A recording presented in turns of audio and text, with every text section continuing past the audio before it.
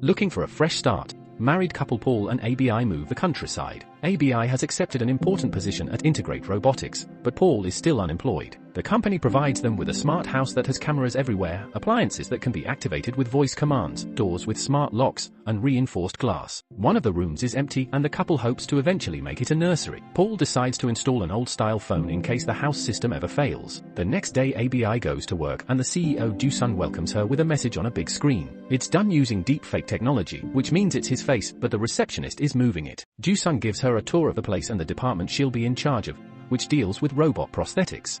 He also promises to send a gift to her house later. In the evening ABI arrives home to discover a huge package in the garage.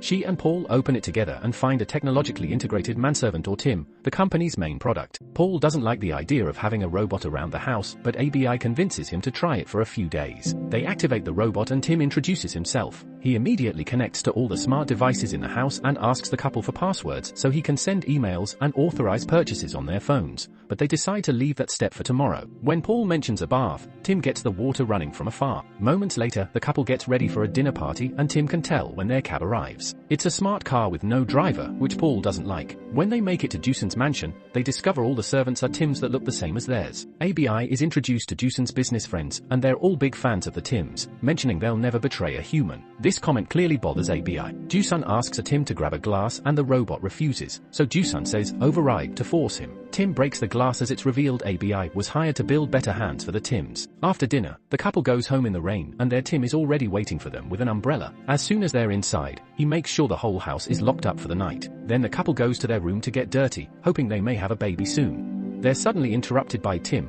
who thinks they're in distress because their vital signs are elevated. ABI thinks the misunderstanding is funny, but Paul's angry. The next morning, the neighbor Rose stops by to drop off some pastries she baked as a welcome present.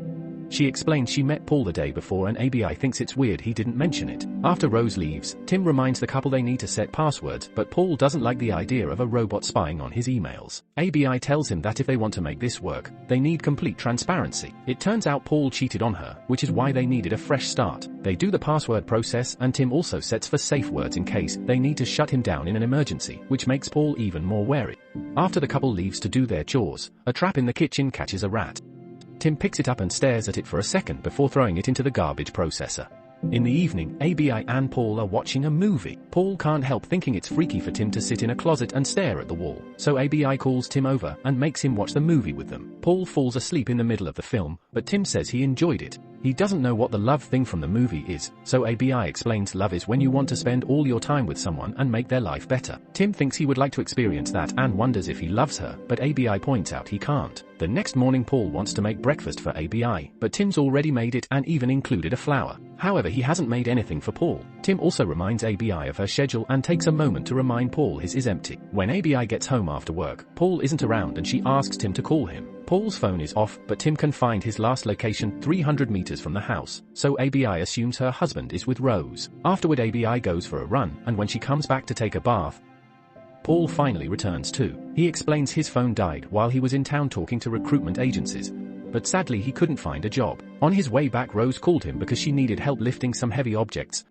and Paul assures ABI that's all it was. As Paul leaves the bathroom, he's surprised to see Tim coming in. The following week the couple goes to a clinic so Paul can drop a sample of his seed to find out why ABI hasn't gotten pregnant yet. The next time she goes to work, ABI discovers Joo-sun cancelled the test she ordered, so she tells the employees to ignore him and run those tests anyway. One evening while ABI is trying on some new clothes, Tim helps her choose and drops a bunch of compliments as he stares at her body. ABI needs help with the zipper too, and Tim says he can't do it until the new prosthetic is ready, so ABI says override to make him do it anyway. Tim takes a moment to enjoy the closeness and accidentally rips the dress. The lights start flickering because Tim is afraid of ABI's reaction, but they go back to normal when ABI assures him it's fine. Afterward ABI goes to a restaurant with Paul, who has some big news. The company that interviewed him today didn't have any jobs to offer in this area, but they have something open in London. This would require Paul to commute an hour and a half each way every day, so ABI tells him not to take it. Such a job would equal not seeing each other very much, and she thinks they can't afford that when they're still rebuilding their relationship. At the lab ABI finally finds the problem with the robot hands that causes them to break things. An employee explains they already knew about it but never fixed it, but Joo-sun was rushing them to get the Tims on the market before China. Later at home, ABI sees Rose bringing a gift for Paul. Once Rose is gone, ABI asks her husband about the visit, and Paul explains Rose just brought a garden plan. ABI thinks Rose wants more from him, but Paul assures her she's just a friend and points out he needs new buddies since they left all the people they knew in the city. Calming down, ABI surprises Paul with a new sweater. The next morning, ABI remembers she needs to call the clinic to ask about the test results. Tim picks up the landline phone and makes the call by imitating ABI's voice perfectly, which creeps her out. In the afternoon, Tim leaves the house alone. Later during dinner, ABI wonders why Paul doesn't wear the new sweater, and he explains he can't find it. The moment is interrupted when Tim comes back, revealing he's dyed his hair. Tim has been keeping an eye on ABI's reactions to pictures and noticed she liked men with darker hair, but both her and Paul find this change weird and order him to go back to blonde. Sometime later, ABI finishes fixing and testing the correction for the robot hands, so Joo-sun announces they'll take all the employees' Tims for a day to update them.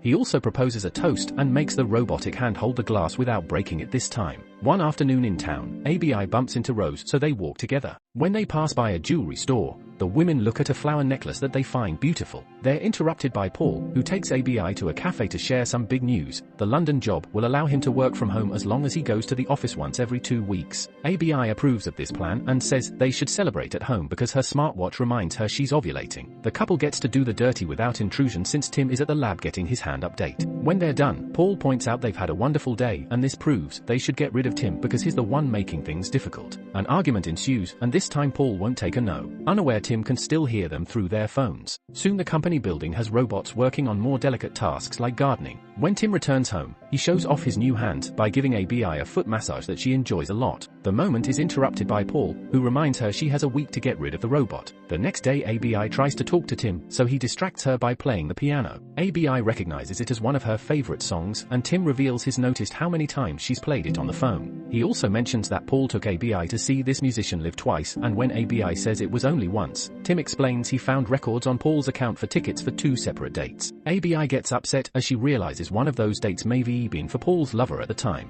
At that moment, Paul gets home and she rushes to hide in her room. Sometime later, Tim informs Paul that he got an email cancelling the deal on the office space Paul wanted to rent. Tim offers to set up an office in the spare room and Paul agrees. When ABI comes home from work, Paul isn't around. Tim mentions Paul left his phone upstairs and that he's visiting Rose. ABI goes upstairs and is shocked to discover the room they were saving for the nursery is becoming an office. At that moment, Paul comes back and says he only went on a walk. He assures ABI that the office in the nursery is temporary until he finds a new place, and when ABI mentions Rose, Paul says Tim is lying to break them up. An argument ensues and ABI believes Tim because robots aren't programmed to lie. The next day, ABI is looking for a shirt in the closet and finds the necklace she liked so much in a bag, so she assumes Paul is saving it for a surprise. Meanwhile, Paul discovers Tim made breakfast for his wife with another rose. He tries to throw the rose into the garbage disposal, but something gets stuck in there. When he takes a closer look, he finds the pieces of his sweater. Then Paul begins searching the internet for information on how to deal with unruly AI while keeping an eye on Tim by using the security cameras. To his shock, Tim likes smelling ABI's clothes, so Paul takes a picture. Eager to take the evidence to ABI, Paul gets in the car only to discover it has no gas. He has no choice but to ask Tim to call him a smart cab. During the trip, Paul tries to call ABI, but she won't pick up. Suddenly the car starts going too fast and Paul panics, but the doors are locked and he can't jump out. Paul rushes to the driver's seat and tries to press the button to change to manual driving. However, he ends up disabling the airbags instead. The vehicle crashes against a fallen tree and is sent flying until it lands in the middle of the road. Meanwhile, Tim checks on the bucket and tools he's been using to collect the gas from the family car. He washes it all and gets rid of the evidence. Moments later, ABI gets an emergency call and she rushes to the hospital, where she finds Paul alive but severely wounded. Paul tells her that Tim controlled the car to try to kill him, that he shredded his sweater, and about the clothes sniffing, which he can't prove anymore because his phone was destroyed during the crash. ABI thinks Paul is just confused because of the concussion but agrees to stay in the hospital with him. She falls asleep on a chair, unaware Tim is keeping an eye on her through her smartwatch. The next morning, Rose tries to visit Paul and Tim makes her come inside anyway. Moments later, ABI comes by to pick up some clothes for Paul. Rose sees her and tries to talk to her about the garden, but ABI gets upset when she notices Rose wearing the flower necklace and leaves her behind. When she gets home, she checks the closet and finds the necklace gone. Thinking Paul is cheating on her, ABI has a breakdown. Tim shows worry and reveals his program to serve her over Paul. He points out there's a good reason why Paul wants to get rid of him, but he must break the privacy protocols to show her. ABI says, override, and Tim shows her security footage of Paul kissing Rose. Getting more upset, ABI decides not to return to the hospital. For the next few days, Paul keeps calling the landline phone, but ABI won't answer it. When Paul is finally allowed to go home, he's shocked to discover his suitcase is waiting for him with his sweater. ABI makes Tim show him the footage and the purchase of the necklace in his account, but Paul keeps insisting this is all fake. Since ABI still doesn't believe him, Paul has no choice but to leave. Later in town, Paul calls Rose and asks her to keep an eye on ABI since he's worried about her safety. Rose asks if the man in the house is dangerous, and when Paul explains Tim is a robot, Rose freaks out as she reveals Tim tried to kiss her. Paul realizes Tim recorded himself with Rose and edited the video, so he calls ABI to ask her to talk to Rose to get proof of his story. He thinks ABI is agreeing to do it, however it's Tim changing his voice to trick him. Afterward, Tim tells ABI to go for a run. When Paul comes back to clarify things, Tim hits him with a shovel and ties him up before putting him in the tub. At that moment, Rose comes by and notices Paul's suitcase is near the door. Tim tells her Paul doesn't live there anymore while activating the bath water. Paul struggles against his bindings and almost manages to escape. However, Tim returns to the bathroom and pushes his head underwater to stop him from saying the safe words and eventually drown him to death. Sometime later, Tim brings the repaired dress and convinces ABI to put it on to check it's fine. He tries to peek at her body and makes her nervous, so she changes in another room. When she's done, Tim calls her perfect and ABI feels so lonely that she asks him to hug her. That night, Tim tells ABI he loves her, but she doesn't take him seriously. The next day, Rose tries checking on ABI, who tells her she knows about the affair as she points at the necklace. Rose denies having anything with Paul and explains she was told the necklace was a gift from ABI to thank her for the garden plans. ABI still doesn't believe her, but when she gets home, she has doubts and checks the video again. Tim had told her this kiss happened while ABI was away on a work trip, however the fresh flowers on the screen match the ones on the table now. Remembering Dewson's deepfake technology, ABI decides to call the jewelry shop and discovers it was Tim who bought the necklace while pretending to be Paul.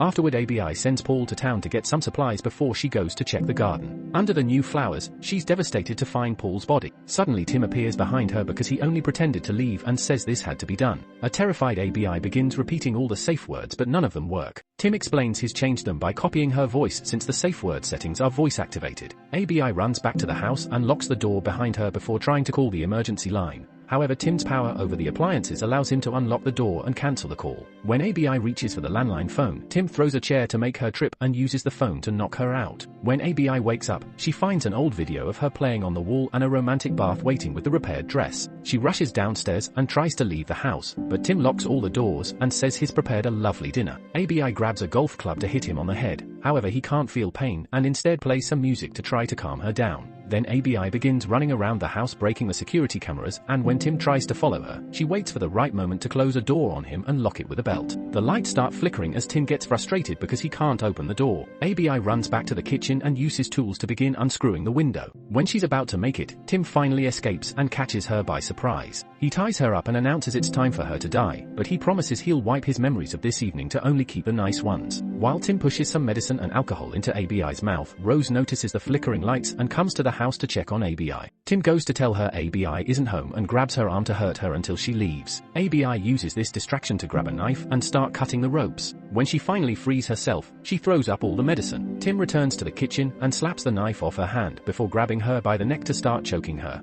However, ABI still has a screwdriver in her pocket and stabs his hand to make him drop her. At that moment, Rose tries to drive a car into the kitchen's door, however, since the glass is reinforced, the car crashes. Tim thinks it's over, but to his surprise the glass suddenly crashes and breaks. Rose runs inside and stabs Tim into the wall with a garden stake before she passes out. At first, it looks like Tim is broken, yet the lights start flickering and the robot awakens. After removing the stake, he grabs the knife to slash Rose and threatens to kill her. ABI agrees to cooperate, but Tim stabs Rose's heart anyway because she knows too much. Since he doesn't have fingerprints, it'll look like ABI killed her. As Tim drags ABI upstairs by her hair, he calls the police using ABI's voice to confess the murder of both Rose and Paul. He also tells them she's about to self-delete. Then Tim holds ABI over the edge of the balcony, saying he'll break her neck before letting go because he doesn't want her to suffer. He starts complimenting his beauty and says he loves her, so desperate ABI responds, "I love you, Tim," hoping for sympathy. These words turn out to be the new safe word and Tim instantly shuts down. The imbalanced weight causes them both to fall off the balcony, but luckily ABI holds on just in time. After she climbs back,